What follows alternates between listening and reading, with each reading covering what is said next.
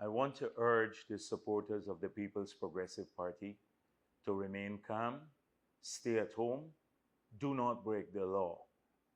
I can understand the sense of frustration, the anger in these communities, and the fear that the Granger party and administration is trying to steal the elections before our very eyes.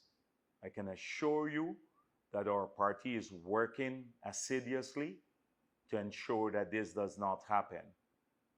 We have the solidarity of the international community. Just today, the local diplomats from the United States of America, from the United Kingdom, Canada, and the European Union issued a very strong statement saying that that the results are not credible. You have to return to verifying the results for Region 4, and that any transitioning, they call directly on Granger, not to transition into government because it would be illegal and unconstitutional.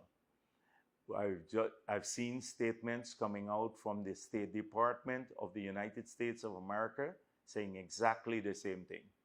We have witnessed bipartisan statements from members of the US Congress, both from the Republican side and the Democratic side, saying that you have to verify the results of the Region 4 and that nobody should be sworn in before that happens. I've seen from a British parliamentarian from a committee of elders set up by Nelson Mandela that includes 3 Nobel Prize winners, saying that the will of the people in Guyana must prevail. So on one hand, you have Granger, Trotman, Cathy Hughes, and Ramjatan saying they won the elections on the basis of no verification, on the fraudulent declaration, without putting out any statement of poll to support their figures. And because they do not have those statements of poll. And you have, on the other hand, the entire international community saying that you have to return to verifying these results. The results are not credible.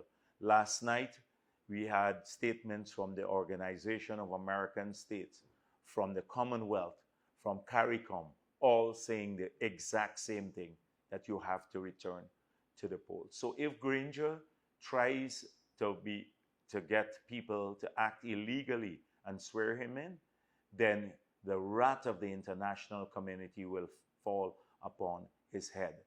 And we will guide you as to what should happen further. But do not break the law at this point in time. Well, at any time, but do not break the law. Stay at home, remain calm, but vigilant.